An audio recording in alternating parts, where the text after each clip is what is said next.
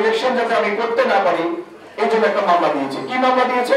আমাকে এক ব্যক্তি আমাদের রিক্রুটমেন্ট এজেন্সির রুবেল, মিস্টার রুবেল, তিনি নাকি 5,50,000 টাকা করে 55 জন যাত্রীর টাকা একসাথে এট এ টাইম বেনজির আহমেদ সাহেবের অফিসে নাকি আমাকে দিয়েছেন।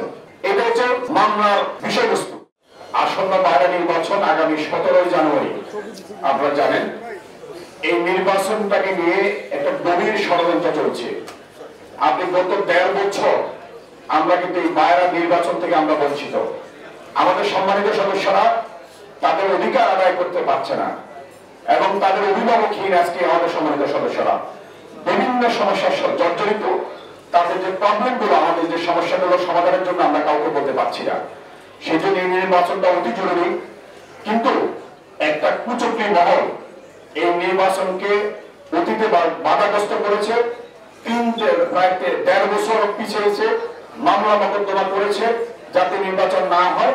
কারণ হচ্ছে তারা বিদেশের অধিকাংশ লোক তারা পলাতক এবং তারা তাদের সুযোগ মতো তারা নির্বাচন করতে চায়। এখনো সেই একই ষড়যন্ত্র করছে। তারা ধারাবাহিকতায় আপনারা জানেন, ইতিমধ্যে আপনারা অবগত হয়েছেন, গত 1 তারিখে আমি জাপানে গিয়েছিলাম। জাপানে আমাদের প্রায় 40 জন আমাদের রিক্রুটমেন্ট এজেন্সির মালিক কিন্তু গিয়েছিলেন, আমাদের সচিব মহোদয় গিয়েছিলেন। এই জাপানে যাওয়ার পরে আমার বিরুদ্ধে একটা মামলা করেছে।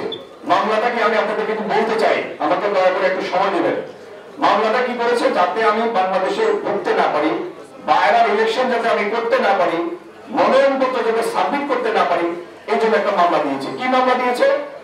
আমাকে এক ব্যক্তি আমাদের রিক্রুটমেন্ট এজেন্সির 2551 যার licence number Rubel, mister Rubel, তিনি নাকি 5,50,000 টাকা করে 55 জন যাত্রীর টাকা একসাথে এট এ টাইম বেনজির আহমেদ সাহেবের অফিসে নাকি আমাকে দিয়েছেন।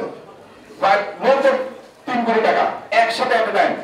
বাইরাতে বা আমরা যারা ব্যবসা করি একসাথে 5.5 লক্ষ টাকা করে প্রতি যাত্রী, এরকম কি কখনো দেয়? আছে এরকম বলেন? তাও আবার 55 জন যাত্রী। এটা হয় কোনদিন? ইতিহাসে কোনদিন হয়েছে? আচ্ছা, দিল। দেওয়ার পরে 28 জন যাত্রী আমি পাঠাইছি, তারা খারাপ আছে, এটা হলো তার অভিযোগ। আমার কাছে আবার 1,48 লক্ষ টাকা পাবে। এটা হচ্ছে মামলার বিষয়বস্তু। এখন আসেন, এখন মানব পাচার মামলা দিছে। এখন এই ভদ্রলোকের সাথে তার সাথে আমি কোনোদিন বসি নাই, চা খাই নাই, ইভেন কি কখনো আমার সাথে টেলিফোনে কথা হয়নি। এটা কল রেকর্ড দেখতে পাবেন। আমি কখন তার সাথে টেলিফোনে, কারণ উনি নতুন এজেন্সি। যেই সময় এই কর্মীরা বিদেশে গেছে আমরা পরে জানতে পারলাম, সে সময় উনি লাইসেন্স প্রাপ্ত হন নাই। উনি লাইসেন্সের মালিক হয়েছেন আরো 3 মাস পরে, তখন উনি আমার টাকা দিয়েছেন। এখন আসেন, এই ভদ্রলোক যে বললো এই টাকাটা আমি লোকগুলো পাঠিয়েছি, এই লোকগুলো তো তার তো নয়, তার সাথে কোনো সম্পর্ক নাই। এই লোকগুলো গিয়েছে বেনজির সাহেব এবং ফাইবার লেফটেন্যান্ট জেনারেল মাসুদের মাধ্যমে। এবং এই লোকগুলো হলো আমাদের আরেক রিক্রুটমেন্ট এজেন্সির মালিক জয়নাব জাফরি ইন্টারন্যাশনালের চাদর লোক। আর সে লোক বলতেছে এটা আমাদের মানে কোনো জায়গায় কোথাও কোনো সত্যতার কোনো লেশ মাত্র নাই। তার অফিস নয় বললাম, আমার অফিস বাড়িদারা। আমার ছোট ভাইকে মামলা আসামি করেছে, তার অফিস আবার নয় বললাম, বাদিন অফিস হলো শান্তিনগর, আমার অফিস নতুন বাজার। আমাকে টাকা দিছে বরানি থানায়, দেখেন সিকিউরিটিটা দেখেন। এরপরে মামলা দিয়ে উনি ক্ষান্ত হন নাই। 3 তারিখে মামলা করে 4 তারিখে উনি কি করেছেন? প্রভাব খাটিয়ে উনি আমার বিরুদ্ধে বিদেশ গমনাগমন বন্ধ করে দিয়েছেন। আমি যখন জাপান থেকে এয়ারপোর্টে আসলাম, আমি খুব সাডেনলি অবাক হলাম, ঘটনা কি আমাকে জেনে দিচ্ছে না। তখন এসপি সাহেব ডেকে তার অফিসে নিল যে আপনার বিরুদ্ধে অভিযোগ আছে। কি অভিযোগ সেটা বলে না, পরে শুনলাম যে এরকম অভিযোগ। তখন আমি তৎক্ষণাৎ বুঝলাম যে সিচুয়েশনটা এরকম। উনি থানায় যোগাযোগ করলো, থানার লোক আসলো, আমাকে থানাতে নিল। পরে বললাম দেখেন ভাই, এই বিষয়টা তো আমি কিছু জানি না এবং এই লোকগুলোকে আমি পাঠাই নাই, আমি তার সাথে আমার কোনো সম্পর্ক নেই। আপনার কাছে কোনো ডকুমেন্টস আছে? কোনো ডকুমেন্টস। উনি আমার কাছে টাকা পাবে, টাকা দিচ্ছে বা কোনো মেসেজ কোনো কিছু আছে না, কোনো কিছু নেই। তো তাহলে আপনি কিভাবে মামলা দেবেন? বলে যান এই মামলাটা তো আসলে উনি একটা প্রভাব, আমরা মামলা নিতে চাইনি। মামলাটা বিভিন্ন জনকে দিয়ে ফোন করে বিভিন্ন একটা প্রভাব খাটিয়ে থানাতে অনেক লোকজন এসে এখন আপনাকে বানাইছে, আপনি নাকি আওয়ামী লীগের লোক, আমি নাকি আওয়ামী লীগের লোক। সেক্ষেত্রে কি হচ্ছে? একটা মুজিব কোড বানাইছে স্টুডিও থেকে, মুজিব কোড বানাইয়া থানাকে জমা দিয়েছে। উনি মুজিব কোড দাঁড়িয়ে হতে বলবো ওনাকে অ্যারেস্ট করা যাবে। তখন উনি যখন এটা সপক্ষে কোনো কিছু দিতে পারলেন না এবং এই মামলাটা যখন উনি নিতে চাইলেন না, টিসি কে বলে তারপরে মামলা নেওয়া হলো, তার মানে ওদের কাছে আগে থেকেই এটা একটা ফেক মামলা। তখন তারা উনি দয়া পরবশ হয়ে আমাকে বুঝে এবং এটা একটা ভুয়া মামলা তখন উনি বুঝতে পেরেছে, বাইরা ইলেকশনের বিষয়টা বুঝতে পেরেছে, তখন তিনি কি বললেন, থানা থেকে আমাকে ছেড়ে দিলেন নিজ দায়িত্বে। ওসির অধিকার আছে 497 জায়গায় এটা দিতে পারে। তারপরে এরপরে কি করলো তারা, আপনি দেখেন মামলা করার পরে আমাকে ছেড়ে দিল, পরের দিন সিএমএম করে গিয়ে 24 ঘন্টার মধ্যে আবার ওসিকে কোর্টে হাজির করার জন্য বললো। মানে তারা একদম রেগে আছে। ওসি 24 ঘন্টার মধ্যে গেল, যাওয়ার পরে ওসি বললো কেন ছেড়ে দিলেন, উনি বললো উনি জাপান থেকে এসে দীর্ঘ পথে উনি একটু অসুস্থ হয়ে গেছে। সেকেন্ড হলো এর মামলার প্রাথমিক তদন্তে আমরা ওনার বিরুদ্ধে কোনো কিছু পাইনি এবং এই মামলার সপক্ষে বাদী কোনো ডকুমেন্টস আমাদেরকে দিতে পারে না।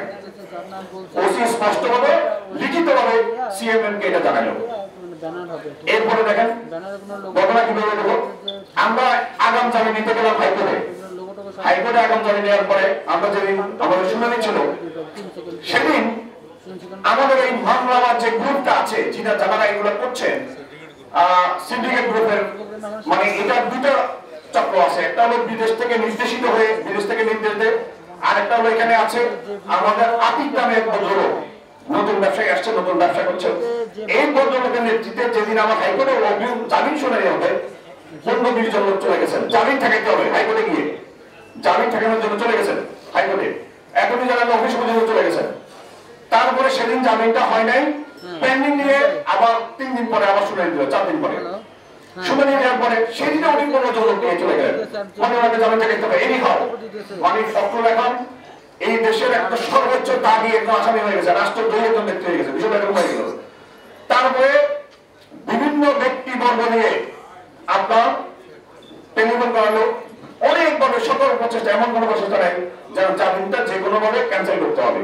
কিন্তু আল্লাহর মেহরবানিতে আপনাদের দোয়া এবং যেহেতু এই মামলার সাথে আমার ন্যূনতম কোনো সম্পর্ক নাই, যে বাদী তাকে আমি চিনি না, তার সাথে আমার কোনো সম্পর্ক নাই, কোনদিন তার সাথে চা খাইনি, সে আমার অফিসে কখনো আসে না, আমি তার অফিসে কখনো চাইনি, কোনদিন তার সাথে আমার টেলিফোনে কথা হয়নি, সেই ব্যক্তি আমার বিরুদ্ধে মামলা করছে। প্রিয় প্রবাসী, আমরা যারা প্রবাসে কাজ করি, পরিশ্রম করি, আমরা সবাই চাই দেশে একটা ঠিকানা হোক, কিন্তু ভয় পাই প্রতারণা হবে কিনা, নিরাপদ কিনা, টাকাটা হারাবে না তো। আজ আমি এমন একটা প্রজেক্ট সম্পর্কে বলবো যেটা এই ভয়টা দূর করে দিয়েছে, তার নাম প্রবাসীর সিটি লিমিটেড। প্রবাসীর সিটি বাংলাদেশের প্রথম স্মার্ট শেয়ার ভিত্তিক রিয়েল এস্টেট প্রজেক্ট, মানে আপনি মাত্র 5 লাখ টাকা বিনিয়োগে 1% শেয়ার কিনতে পারবেন আর 5 বছরে পাবেন দ্বিগুণের বেশি হালাল মুনাফা। তাহলে আর অপেক্ষা কেন, এখনই যোগাযোগ করুন স্ক্রিনে দেওয়া নাম্বারে। প্রবাসী সিটি লিমিটেড প্রবাসী হেলিকপ্টারের একটি অঙ্গ প্রতিষ্ঠান।